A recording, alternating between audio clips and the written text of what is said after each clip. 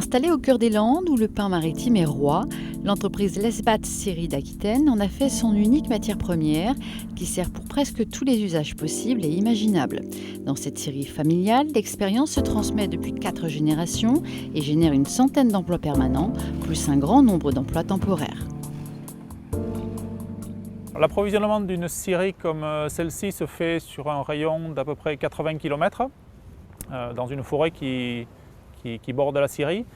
Généralement, l'approvisionnement d'une scierie comme celle-ci se fait en flux tendu parce que la forêt est accessible tout au long de l'année. Ce qui veut dire que nos stocks de bois sont surtout des arbres sur pied. Nous avons peu de stock entre le moment où on va abattre ces arbres et le moment où on va les scier. Dès son arrivée sur place, le bois est séparé en 3 catégories selon la partie de l'arbre d'où il provient. 3 qualités, une pour le bois d'ameublement et de décoration, une pour le bois de charpente et de construction, et enfin une pour l'emballage et la fabrication de palettes.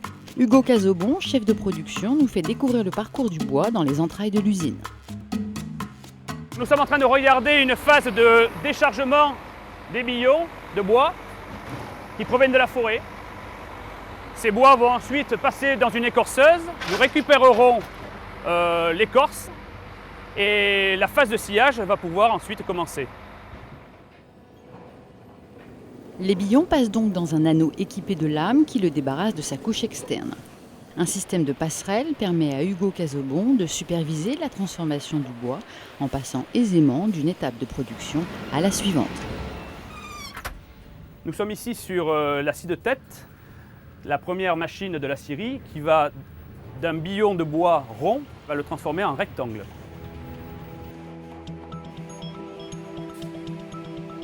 Une scierie à la pointe de la technologie, des capteurs, des caméras, des logiciels dédiés, mais les machines, aussi performantes soient-elles, sont soumises au regard vigilant de l'homme. C'est sa concentration et son expérience qui font la différence et garantissent la qualité finale.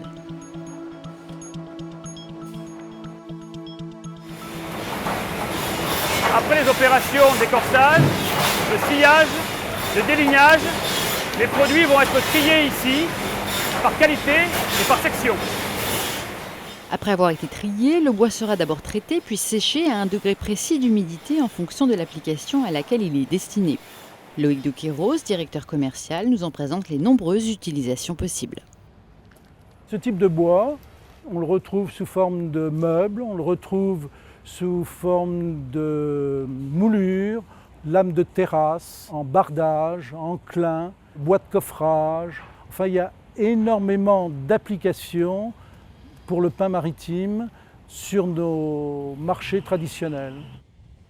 Enfin, dernière étape, tous les résidus des sciages sont conditionnés pour une nouvelle utilisation. Ici, rien ne se perd, tout se transforme. C'est ce qu'on appelle les produits connexes. Les écorces pour les jardineries, la sciure pour les panneaux de particules et enfin la plaquette forestière. Ce que le tracteur charge, c'est de la plaquette forestière qui va servir pour l'industrie papetière, mais aussi dans la fabrication de la ouate de cellulose pour l'isolation des maisons. À la croisée des chemins entre la sylviculture et le monde industriel, Paul Lesbat nous livre sa vision de l'avenir. On est dans une période dans laquelle il y a de fortes tensions sur les matières premières, une raréfaction des matières premières, des problèmes de transport. Et qu'on le veuille ou non, il faudra quand même repartir vers une économie qui soit plus locale et qui soit basée sur des matériaux durables. On a la chance de pouvoir travailler en matériaux qui justement peut être travaillé avec peu d'énergie, qui peut stocker le carbone, qui peut être pris dans un environnement local et qui peut être replanté. Donc il y a tout un tas de facteurs qui font que l'industrie du bois, et notamment l'industrie du bois en France, a clairement de belles années à vivre devant elle.